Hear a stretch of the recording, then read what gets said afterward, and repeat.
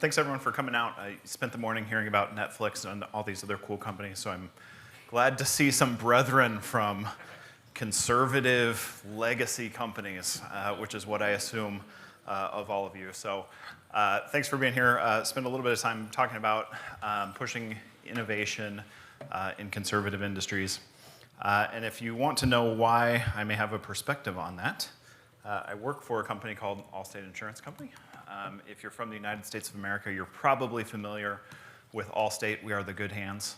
We provide insurance, particularly P&C life insurance, to over 16 million households throughout the United States. We're about a 90-year-old company, and we actually have been doing analytics for much of those, many of those 90 years. So if you actually go back to the 30s and 40s, Allstate is rightly quite proud of analytic innovations, like realizing that people who had lots of speeding tickets were more likely to have accidents, or that people who drove small cars were less likely to cause damage to other vehicles, and thus justified having lower insurance premiums. So analytics, to a certain extent, has been part and parcel of who we are for all of our existence. But it's really been, really in the last, I'd call it 10 to 15 years, that analytics has moved out of sort of the traditional underwriting and pricing space, marketing space, and really proliferated itself throughout the organization. The team I lead is an organization called D3, which stands for Data Discovery and Decision Sciences. We are, for all intents and purposes, the centralized data and analytics function at Allstate.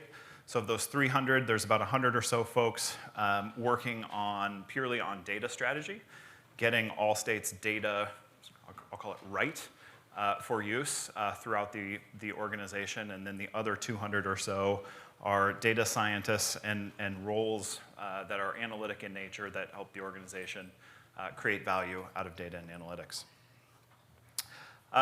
We talk a little bit about innovation. We won't sort of belabor this point, but when we're talking about innovation, it's really talking about things that are transformative or are more step change in nature, not necessarily sort of the 1% and 2% improvements in productivity or sales or those types of things. Not that there's not a lot of value in those things, particularly when you're a large company like Allstate, but really what we're trying to talk about is driving material changes in processes that lead to step change improvements in results. And those are the types of changes that I think large conservative companies aren't particularly adept at making. And there are, I don't know that they're good reasons, but there are understandable reasons probably that some companies are not necessarily good at that. R&D is expensive. Companies like Allstate, who answer to Wall Street, have this sort of timing problem where sort of big transformational initiatives require investment and will pay off in the future or hope to pay off in the future, but we still have sort of a quarterly earnings target that we need to meet. And beyond that, I think there's just this human nature component that change is hard, right? And for a company like Allstate, or other companies like Allstate that have been successful for 90 years, we've done a lot of things right over that period of time. And to the extent that a lot of those things that we've done right weren't necessarily analytic in nature, that success in some ways actually works against us moving forward. I'm not an avid reader. I admit that to you. I have 6-year-olds, which means I'm not avid really at anything other than making sure my 6-year-olds do not die. But the best business book I have ever read as someone who works at a legacy company is not a business book at all. It's a book called Collapse. And it's a book written by the gentleman, his more famous book I think is called Guns, Germs, and Steel. And in this book on collapse, he studies civilizations and tries to piece apart why certain civilizations failed and collapsed and why others thrived. And what he finds is that the civilizations that collapsed didn't sort of face insurmountable obstacles or face obstacles that they didn't necessarily see coming, but that they, in spite of seeing those things coming, they were unable to change. And so he makes this argument that the successful civilizations are civilizations where people are looking far enough into the future and are brave enough to actually make decisions now to ensure a productive future in spite of the fact that they are not yet at an emergency situation. So that's kind of the first thing. And then the second thing is that civilizations have to be willing to challenge their most dear beliefs, right? And as in a talk earlier, you hear the blockbuster Netflix example a lot. You hear these types of examples, and oftentimes those companies that failed, they failed because they didn't do one of those two things, right? And so that book, even though it was not a business book, that haunts me, right? Every time I show up and walk through the doors of this 90-year-old company. And I think a lot of what we're trying to do with data and analytics is to create that vision of tomorrow that overcomes some of that institutional inertia and gets people to think and be comfortable acting differently. And that's really pushing, us. You've probably seen various iterations of this concept, but pushing from a traditional sort of looking backwards, using data to look at what happened mode, into using data to understand why things happen, what's going to happen in the future, and how can I change things in the future to make the best possible thing happen. And doing that, there's really two pieces in doing that. We've kind of split them up here. I think there's titles on here. I would think of these on the left here are sort of the science, right? This is the data science part. This is the analytics part. And on the right side is really the people part. And I think, at least for me, the stuff on the left is much easier than the stuff on the right. And there's a couple of reasons for that. One is working in the centralized data and analytics function, I actually have some amount of control over data and analytics. Control is always nice if you're looking to influence things, right? Whereas I don't necessarily have that in terms of actually ultimately owning a lot of the business decisions that we're trying to influence. But more than that, I think just my skill set and my mindset and what I was hired to do fits much more nicely on the left hand of this diagram. So I'll just quick show of hands. Who in the room is either a practitioner of analytics or at one time was a practitioner of analytics? All right, now keep your hand up if you got that job because you have a deft understanding of the human psyche and you love inspiring people to change and holding their hands while they do it. Right? A couple guys in the back, one in the back. So for most of you who had your hands up and then put it down, I feel you, right? I am squarely in that boat. I think I've sort of started as an analyst and I've seen my job change quite a bit. When we have challenges driving value with data and analytics, the challenges very infrequently have to do with the analytics themselves, right? I never find myself in an argument with our CEO about, that p-value just isn't quite good enough for us to actually move forward with this model, or, I would have tuned the hyperparameters differently. Like, that never actually happens, right? The challenges that we run into are these types of challenges, right? Where it's different than we've always done it, and the way we've always done it has actually worked pretty well for us, right? Or that insight is just so counter to my intuition that I can see your logic, I can see your model, I can see your data, I still don't believe the output. And what makes this even more frustrating is that no one ever actually says these sentences, right? Like, no one actually says, I've never heard anyone actually say, we're not doing that because that's different from how we've always done it.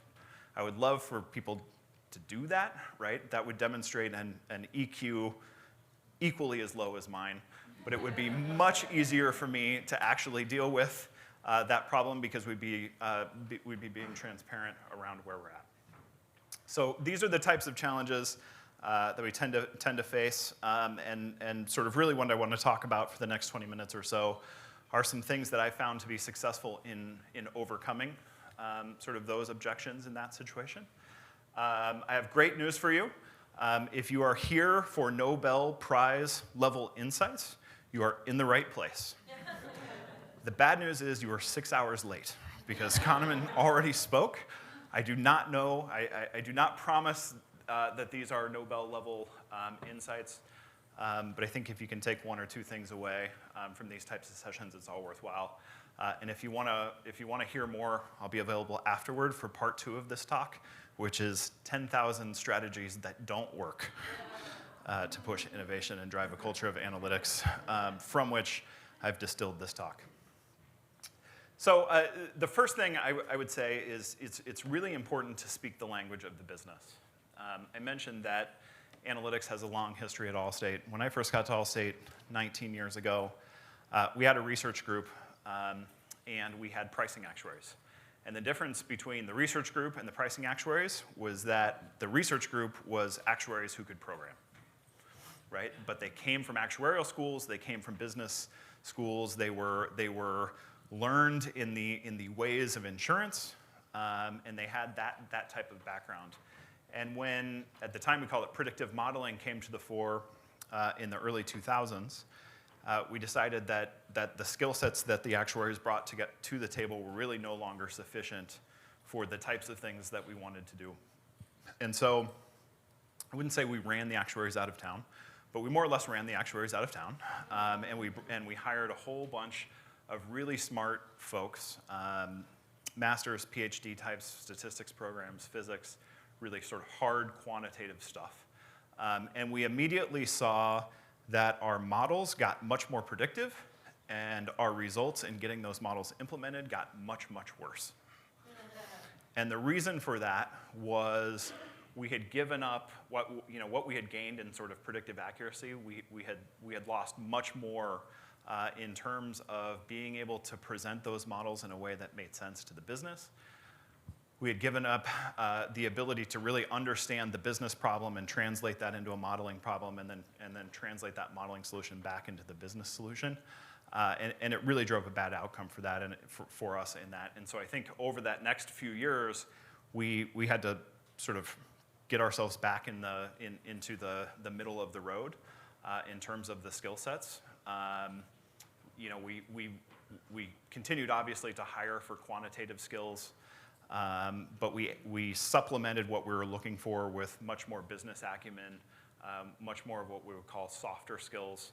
And we've now moved beyond that to actually supplementing sort of the data scientist role with non-data scientist role, whose job it is still to help Allstate create value from data scientists. Or from data science. And so we have a role called a business analytics consultant, whose job really it is to sort of embed themselves with the business units we're working with to understand really the core of the problem and the landscape into which we're going to be implementing a solution, and really make sure we're doing the right work and paving the way for us to actually get a solution in place. Strategy number 2. Make the business strategy the analytics strategy. We kicked off a body of work probably about 3 years ago now, inclusive of quite literally the top of the house at Allstate, to define a data and analytics strategy. And it was great in a way because it drew a lot of attention to what we were trying to do. It reinforced the importance of data and analytics in Allstate's future.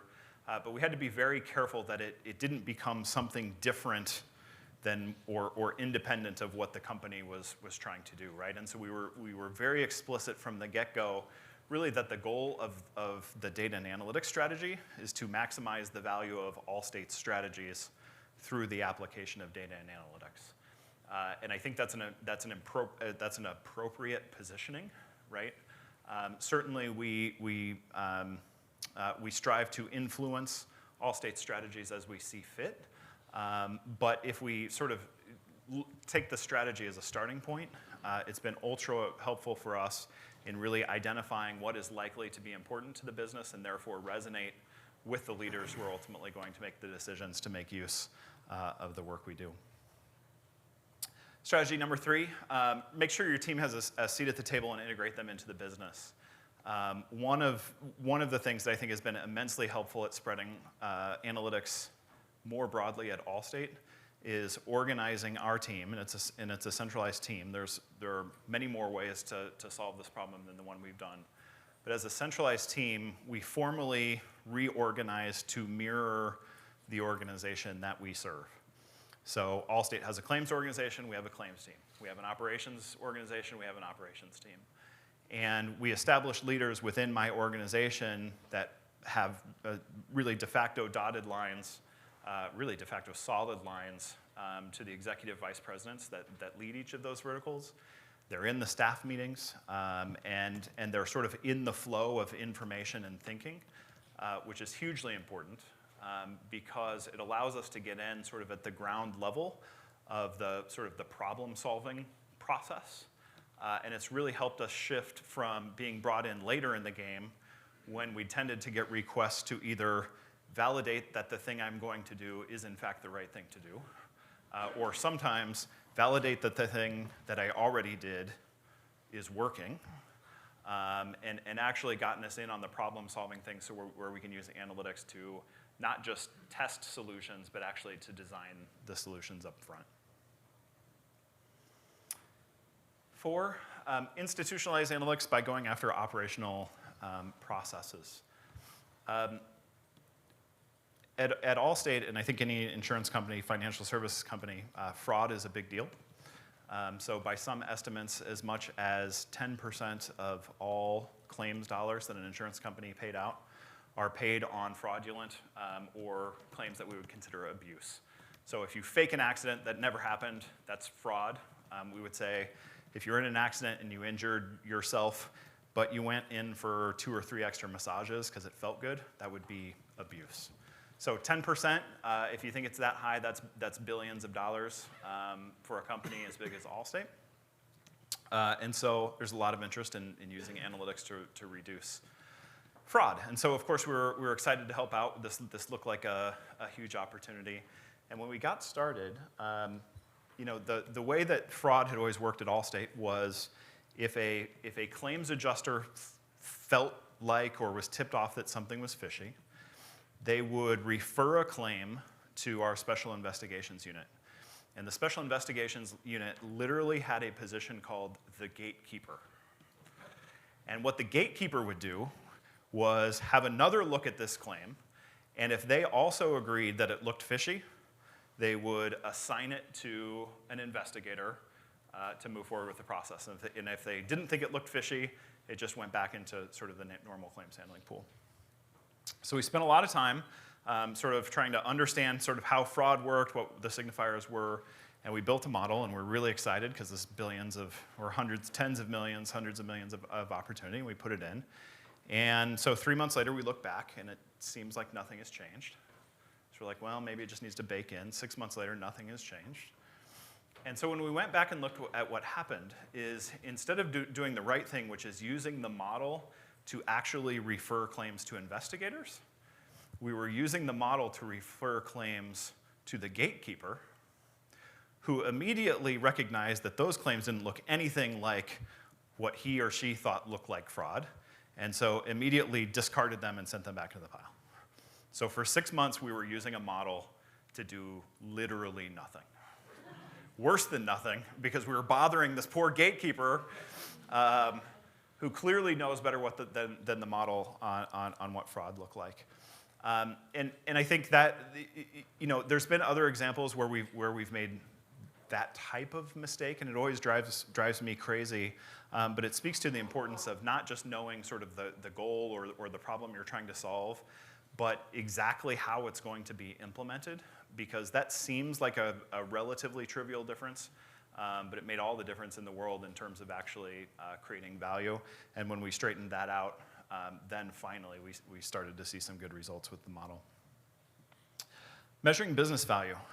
This seems like a stupidly obvious point to make at a data and analytics conference. But you'd be surprised at how frequently we are prone to not doing this. I think it's an intellectually stimulating exercise to build a model, and you're measuring lift and you're all these things in the lab, and then the model is implemented, and then it feels just like we're on to the next thing, right? And so how is it that we can actually sort of live up to our own standard and demonstrate that the things we are doing are in fact creating value? We spend a lot of time, I think, as a company talking about goals. We spend far less time, I think, talking about how we are going to measure the achievement of those goals. And there's a lot of work that we are asked to do that has a pretty compelling reason behind it. We want your help on this so that we can sell more. And then when you ask, well, how precisely are we going to measure whether or not this is having the intended effect? If you don't get a good answer to that question, don't do that project. Would be my advice to you, because what we have found, two things. One is, even if people buy into the work and you can't measure the value, so ultimately you don't get credit for that. But if you actually can't measure the value, I found that the business is far less committed to actually making that succeed than they would be if you have sort of concrete expectations around exactly what's going to happen. Build products, not models. I mentioned I'm not an avid reader, so it's an inside joke to myself that I will now reference a second book. I swear these are all of the books I've read in my adult life. There's a book, it's an old book called Crossing the Chasm, and it talks about this concept of whole products. And the idea is that you have core products, which is the thing that it's central to what it is you're buying, and in fact, if you were to say what you just bought, it is the thing that you would say you just bought. But the whole product includes all of the ancillary things around it that actually make that core product compelling. So an example would be if you buy a laptop, right? A laptop is great, but all of the things that aren't in it aren't exactly that laptop, like an operating system and all of the software that's on there. Maybe you have a mouse or a printer. Maybe you have sort of a Wi-Fi router. All of those things are not the laptop, but without those things, that laptop would not be particularly valuable to you. So that's kind of the concept of the whole product. And in this book, it's really about a story. It's really the story, and the chasm that is referenced in the title is really about the adoption of technology and the trouble companies have in making this leap from sort of the early adopter group to the early mainstream group. And the suggestion is there's this huge chasm there that many companies fail to cross because they don't appreciate that the early adopters are willing to put up with a lot of stuff that the early mainstream is not. And the idea is that you can have the best core product in the world, but unless you have the whole product, all of those things that are sort of ancillary to that but enhance its value, you're not actually going to be able to sell into the mainstream. And so, the example carrying on with the laptop would be you could have the best laptop in the world. It's got the best processor and the most memory and all of these things.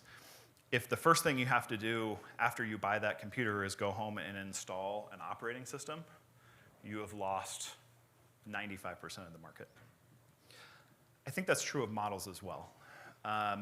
We tend to think of our jobs as actually building the model, and then it's someone else's job to implement the model, or we used to think of it's their job to implement the model, to monitor the model, to update the model, to measure whether the model is working. And I think early on we didn't spend a lot of time thinking about those things because we didn't think of them as our job. What we found, though, was that all of those things were providing the business with good reasons not to use the model, right? Or good reasons not to continue using the model or to update the model or to continue to improve the model. And so we've tried to shift to much more of a holistic product mindset where the output isn't just the model. It's whatever infrastructure you need to make implementing that model easy. It's the infrastructure you need to make reporting out on the performance of the model on the back end easy. It's the infrastructure you need to refit the model and create a feedback loop of improvement easy for the business. And we found that in instances where we've done that, not only has adoption sort of skyrocketed, but we found much greater interest in continuing to refine and improve upon the models once we get them in place. 7, train small groups and build advocates for analytics. I would state this a little bit differently, which is to make it safe and to make it and to make it normal, I guess.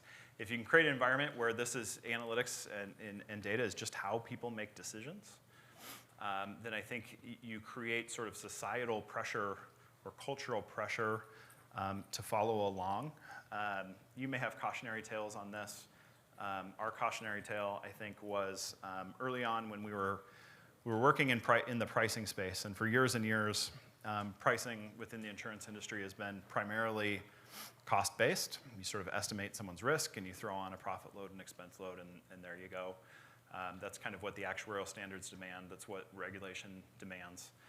But over time, we've gotten more sophisticated in understanding the actual demand side of the equation, in addition to just the cost side.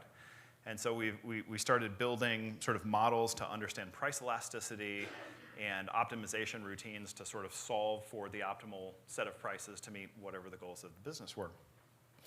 And so we thought we were pretty clever, we started thinking about how we would sell this into the sort of the group of people who made these types of decisions that were called state managers. So basically, Allstate is sort of split the country up into regions, and the state manager is kind of the product manager for a particular region. And so we thought like a super great name for this optimization routine would be Robo State Manager, right? Because it's doing your job, but like robotically and better, right? Clever, right? It may not surprise you that did not go over well. And instead of them perceiving these tools as something that would help them being more successful in their jobs, we presented it as a way that we presented it in a way that was actually threatening, right? And that was it took us months and months to really recover for that. Now we can joke about it. I was relaying this story years later to Tom Wilson, who is our CEO, and he kind of laughed, and then he asked me, well, are you working on a robo CEO? And I said, yes, Tom, but I've learned from the past experience, and so we are building a robo CEO, but instead of it replacing you, we are going to embed it with your personality and immortalize you. He liked that much better. But really, you want to present yourselves in a way that's helping the business do what they're trying to do, not as a threat in a way to what their role is in the organization.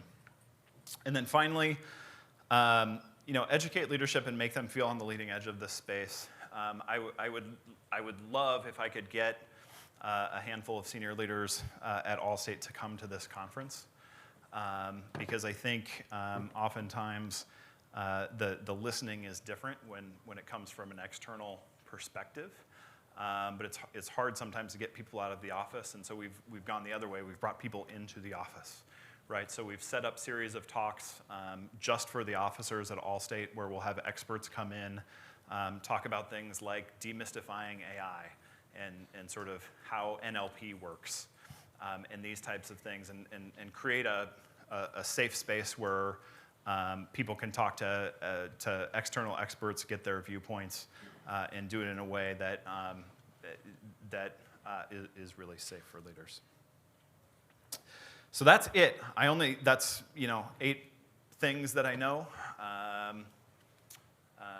But those are things, like I said, I don't know that any of these necessarily is rocket science, and probably nothing even that you couldn't have come up with on your own if you had thought about it. But hopefully there's 1 or 2 things on there that you can take away and find useful. So I have 85 seconds if anyone has any questions.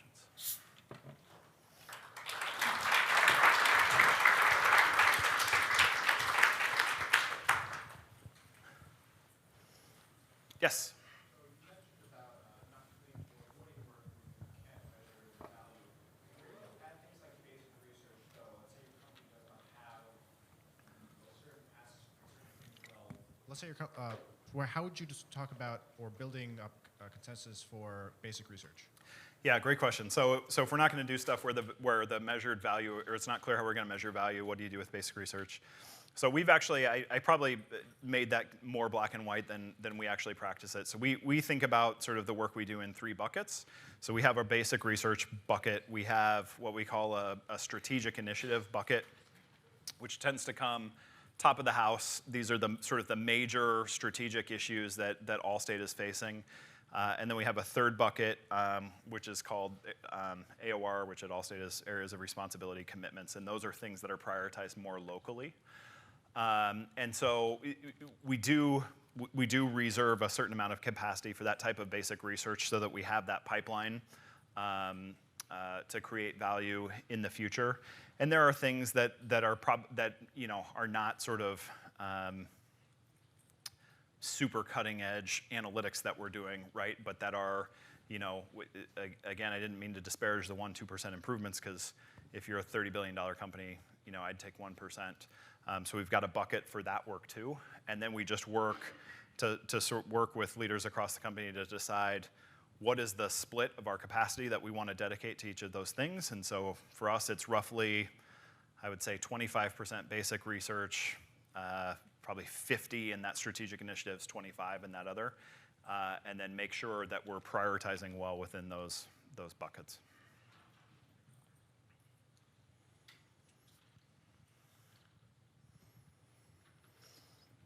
Yeah.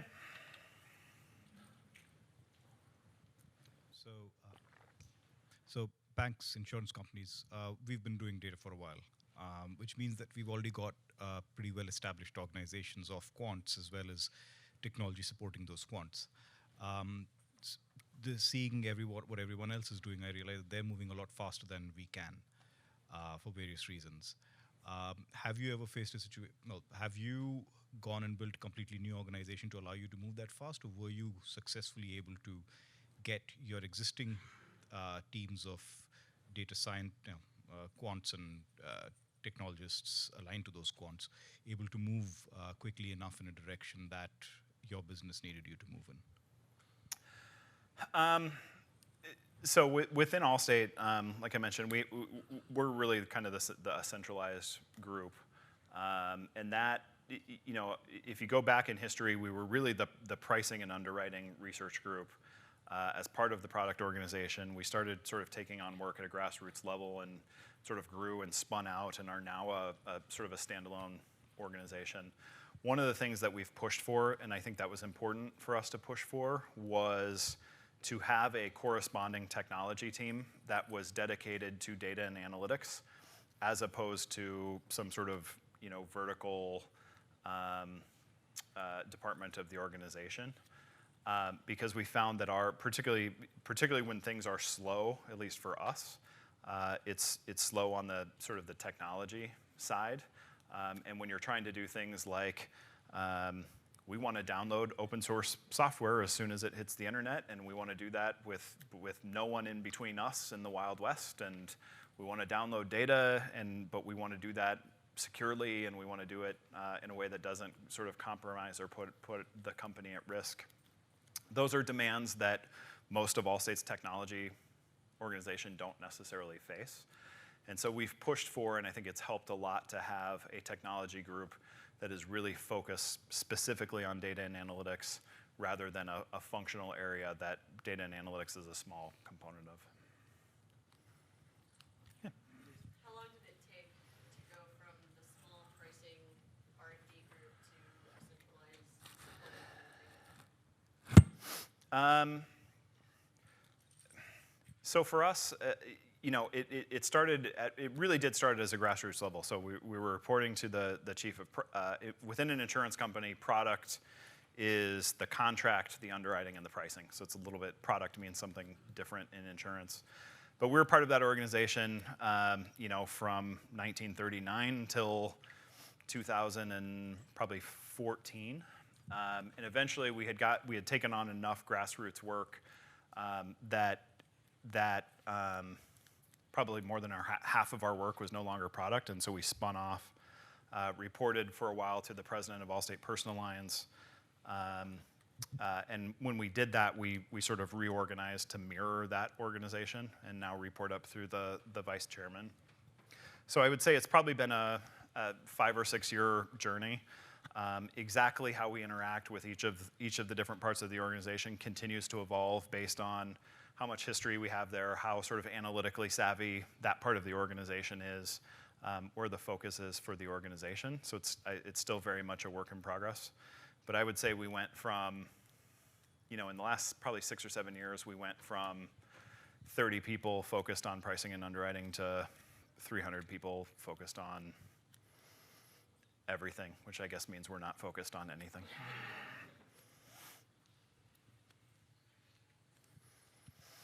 All right, I'm getting the, I'm hoping this just means end.